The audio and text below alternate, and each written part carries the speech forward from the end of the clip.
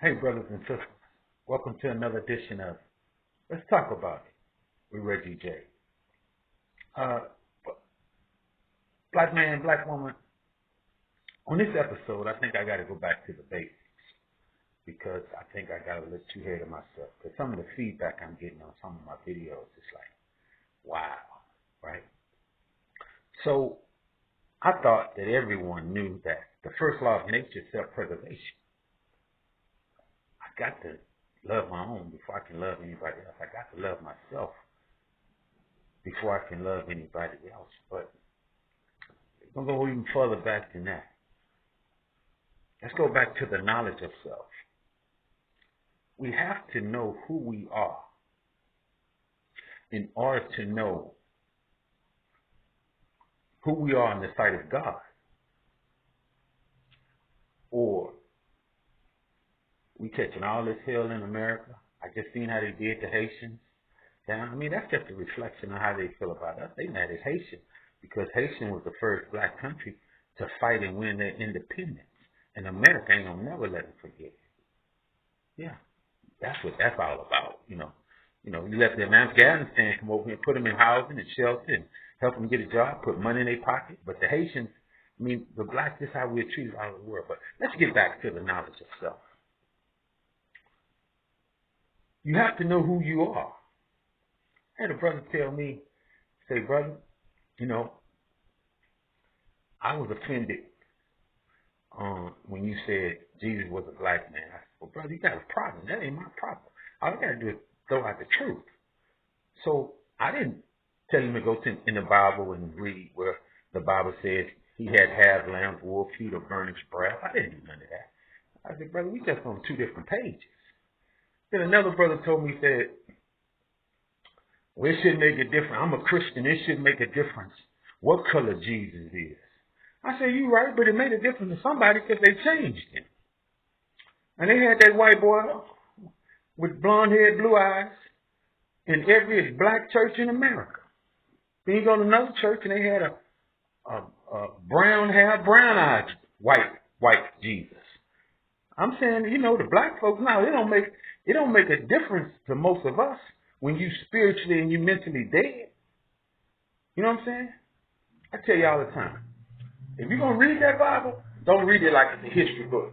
If you can't make that Bible live for you today, you might as well throw it away. Today ain't nothing but another book. You have to read with some understanding. Right? Yeah, Jesus was a Caucasian. It wouldn't make a difference to us. We trying to go to heaven, but I'm saying put it in perspective. Don't you want to know the truth? Or you just living mentally and spiritually dead?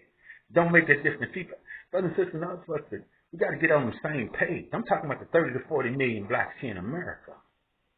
We got to get on the same page because our condition is not going to improve. Three things you got to know. Three things as a human being, as an African American, a so-called African American. Because Africa don't know us and America don't want us. But anyways, three things that you got to know. Who you are. Number one, the knowledge of self. Who the Creator is. Got to have a connection to God. Allah, Jehovah, whatever you want to call it. I'm talking about the Supreme Being.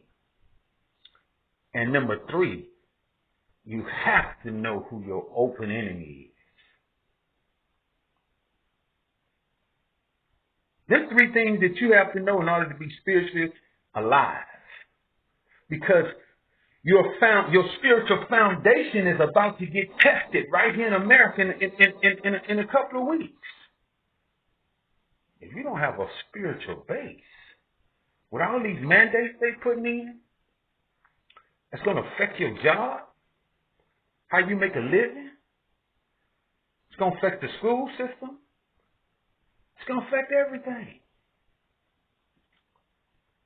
in the middle of this wrath of God. But I'm saying, it's going to affect your foundation. How strong is your foundation spiritually? How strong is your faith? Man, we living in peerless times. And y'all want to make it seem like it's business. The enemy want to make it seem like it's business as usual. But it ain't. I mean, some telling statistics. I could never understand how would they send the kids back into this type of pandemic when you got COVID-19 plus 3 other strains out there. It's worse now than it was when they shut down the government, when they shut everything down. And then they sent our kids back to the schools. When the Delta had came out, another variation that came out. And now, I don't know if y'all know this, but every case of COVID-19 that come out, 33% of them are from our kids 12 and under, our babies, catching it. And everybody want to say, like, ain't nothing wrong. Thank God trying to get some of our attention. He's trying to get America's attention. I mean, we live in America where everything and anything goes. Sex is fair seemingly. Homosexuality is fair seemingly. Huh? Gay and lesbian is fair seemingly.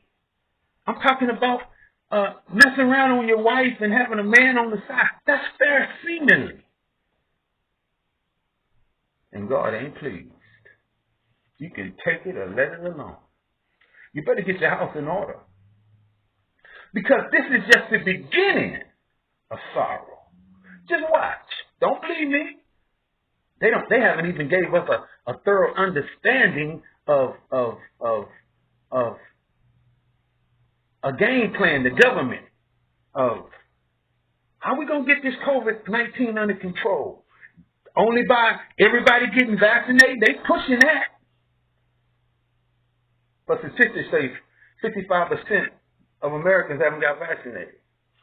And I guarantee you most of them are the Trump supporters. I don't know if y'all figured this out, but you know what? Most white folks ain't got vaccinated. Yeah, they believe in Trump and all that kind of stuff. But you know what? You know what real to the right Republicans hate? They don't want the government telling them to do nothing. They don't want the government in their business at all. And this is how they call themselves standing on their constitutional rights. I ain't mad at them. It is what it is. But I'm telling you, this is why, the Lieutenant Governor of Texas came out and said, well, African Americans is the reason why the spike is going up, because they won't get vaccinated. But he never did come out and say 55%. And you know, America has more white folks than anything. So you're talking about the majority. 55% of white folks haven't got vaccinated. But it's their choice. I ain't mad at none of them. All my hope, all my dreams, all my faith is in God. You know what I'm saying? I'm looking at everything from a spiritual standpoint. You can look at it how you want to look at it. But getting back, if we don't have the knowledge of self, we cannot move together as a people, as a unit, and go off into the promised land. Huh? Because if I'm right, which I'm waiting for somebody to show me where I'm wrong, so far they haven't. If I'm right, we are God's chosen people, the one that the scriptures speak of, the despised and rejected, the foolish people, a hard-headed people, huh? That was going to be in bondage for 400 years. Lost their names, lost their culture, lost their religion. You know, this wasn't our religion before we came here. We lost our name, our language, our religion, and the way some of us act, we've even lost our minds.